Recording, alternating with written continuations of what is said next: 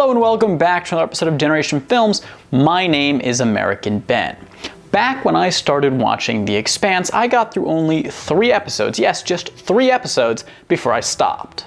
See, it all started at the end of the old world, when the great virus had yet to destroy life as we knew it, back when people shook hands with each other and went out to restaurants without a care in the world. Ah yes, it was a golden age. I speak, of course, of last January. It was a time of privilege and excess, so much so that CBS decided to jump on the streaming platform bandwagon and try and convince people to pay just one more monthly fee for an underwhelming selection of bullshit content.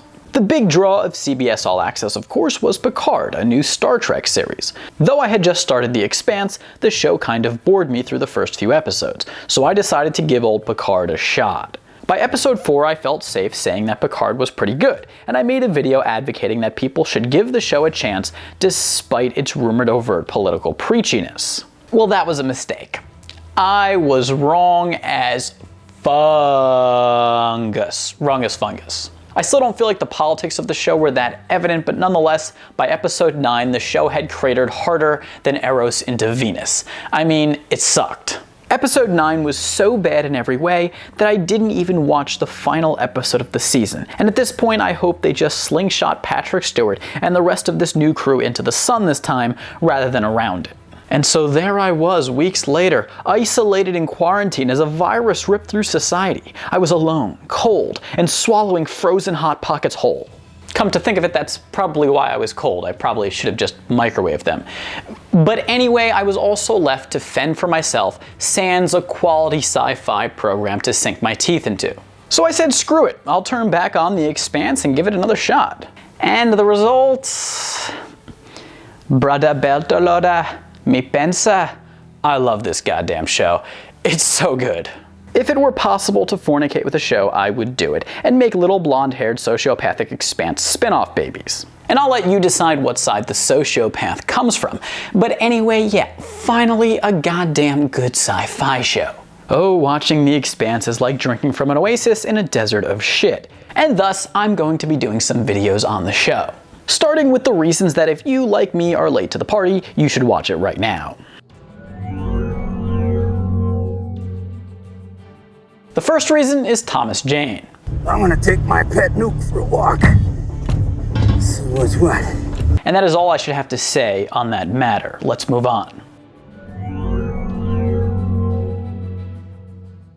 The next reason to watch the show is that it is a visual pleasure to behold. This isn't the best part about the show, but the reason I'm listing it second is because the aesthetics are one of the first things you'll notice about the series. And when in the beginning the narrative is taking a little bit of time to get interesting, you're gonna have to just sit back and enjoy the beautiful expanse in order to get through to episode 8 or 9.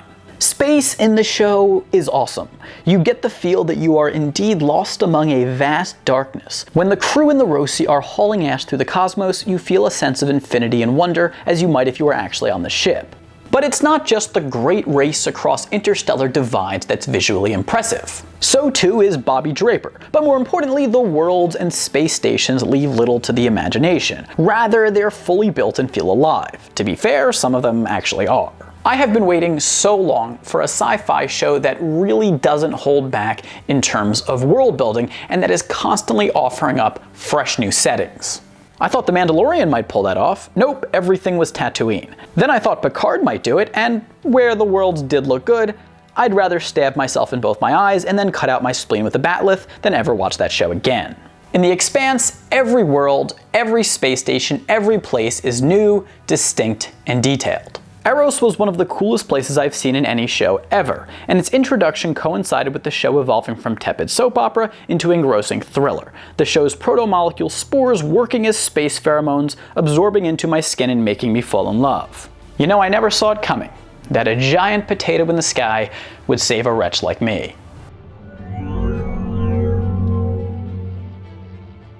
The next reason to tune in is that the show hits just the right genre notes. Most sci-fi movies and shows are either too campy or too serious, but The Expanse is just seriously good.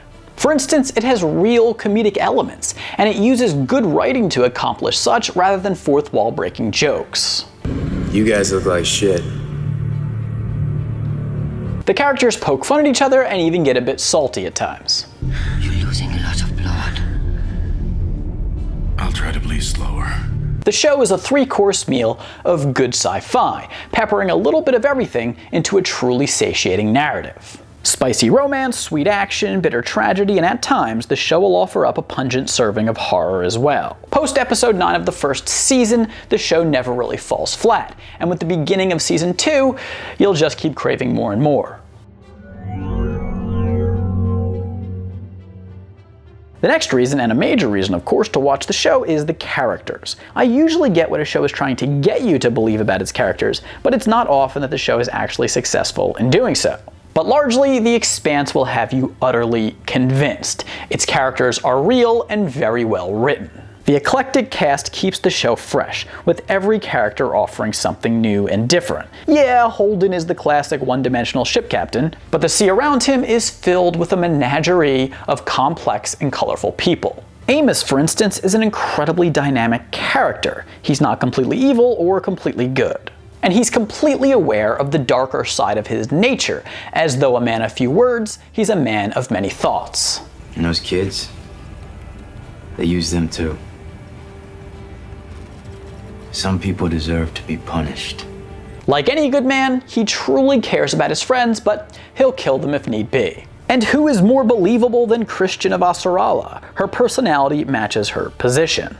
It's no surprise that her benevolent connivery, of which everyone is aware she's capable of, has landed her in a high-ranking position at the United Nations where she can use her personality traits for the good of humankind. With all due respect, madam, where are you going with this? Wherever I goddamn like. And Fred Johnson, oh Fred, what a man. Basically a cagey and somewhat menacing space version of Carl Winslow. He's a hell of a fresh and interesting character. The show's diversity is its strength, and I don't just mean in terms of race or ethnicity, I also mean in terms of personality, intelligence, and even body type. It's nice to see the show make the effort to portray realistic bodies rather than just inject everyone with steroids. The only people even getting injected in the show are people with health issues and child test subjects, so no moral issues there. The next reason to watch the show, and I'm dead serious here, is this guy. This man's name is Nick E. Tarabay, and that's a name you probably have never heard before. But let me be very clear. If you see this guy in a show, it means the show is good. When The Expanse brought Nick in starting with season 2, I knew they had realized that their show was something special, and it was time to bring in the Wolf, the Fixer, Asher from Spartacus to put them over the top. I don't know why, but this guy just has that special something, that magic touch. And he will 100% add tension, comedic relief, and all sorts of other drama to a story. The next reason to watch the show is for the ships. I mean, The Expanse is just not lazy when it comes to any aspect of the show, and it's a good thing that remains true for its ships, an integral part of any sci-fi franchise. The show's artists and set designers clearly put painstaking effort into designing the show's ships, and as a result, they don't all look and feel the same. The Rocinante specifically is exceptionally well done. Just about every part of the ship has a function that we actually see in the show. And it feels like this ship has set a precedent for what futuristic sci-fi ships are going to look like, at least technologically speaking, for years and years to come. The ships have character and feel like actual operational space vehicles that have weathered the storms of intergalactic travel and void combat. Ship captains seem eternally connected to their vessels, as pirates are to theirs upon the sea. The waves of the cosmos providing the medium by which to plunder worlds and find treasure among the stars. The next reason to watch the show is Bobby Draper's right hook. Killed my tape. Listen, I'm really trying to curse less in my videos, but I mean, Bobby Draper will f*** you up with her legendary right. But seriously, this show has space marines and power armor. Even with everything else it has to fit in, it gives us super soldiers, advanced space suits, and sweet guns. When season 1 ended with a bang, I didn't think the show could get any better from there. And then it opened season 2 with the Martian Marines, and I'm like, okay, I see you, Expanse. I see you. In all seriousness though, there's a serious ode to Starship Troopers in the show that fans of the book and movies will appreciate. Who are we? I can't hear you. Who are we?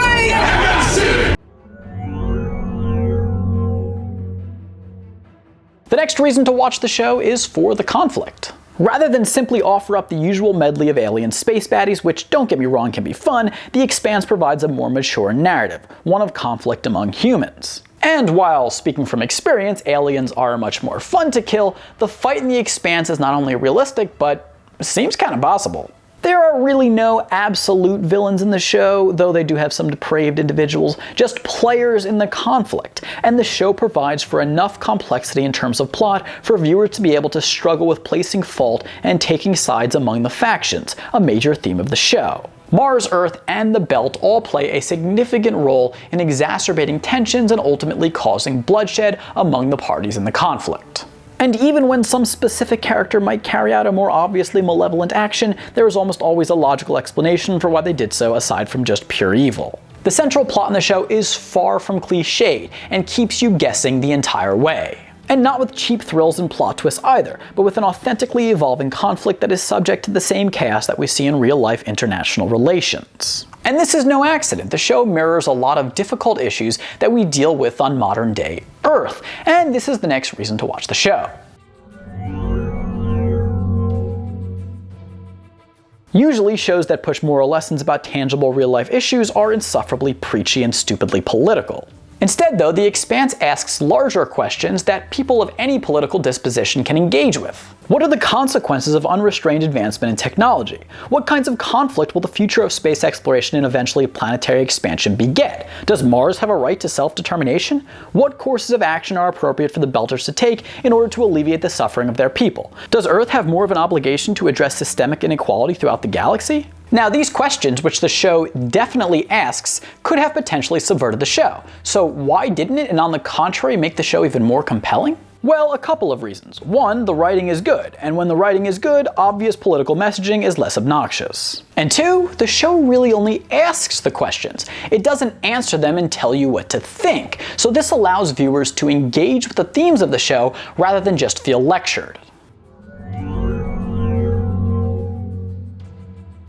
And just in case the political conflicts in the show don't tickle your fancy, there's always the protomolecule, which is our final reason to watch the show. The protomolecule is a fascinating concept and introduces a more mystical element to a universe which is largely realistic. The protomolecule is a beautiful evil that endows the Expanse with unlimited possibilities and an overarching sense of unavoidable doom. All the while, Mars, Earth, and the Belt quarrel over territory and resources, an alien element threatens the very future of humanity and serves as a uniting force for the armies of man. A force that man both seeks to conquer and use to conquer. I came for the space flights, I stayed for the interplanetary conflict, but it was the protomolecule coming on so suddenly that addicted me. That left me paralyzed in awe as I hung on to every gripping moment, staring at my computer screen.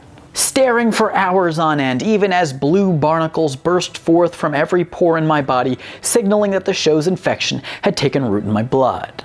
And those are the reasons to watch the show. I'm going to stop now before I get more carried away.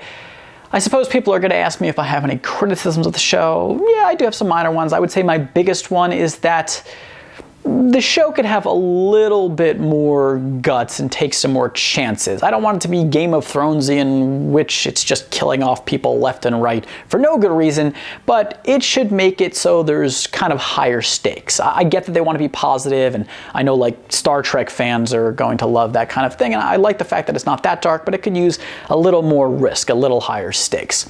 But anyways, that's just my thoughts. I want to hear your thoughts in the comments down below. Before you do that, remember to give the video a like if you enjoyed it, then go down and comment. Let me know what you think about The Expanse. I want to hear what you love and what you hate. I want to hear if you think just like me. Anyways, remember to subscribe to our channel, hit that notification bell because there are more Expanse videos on the way.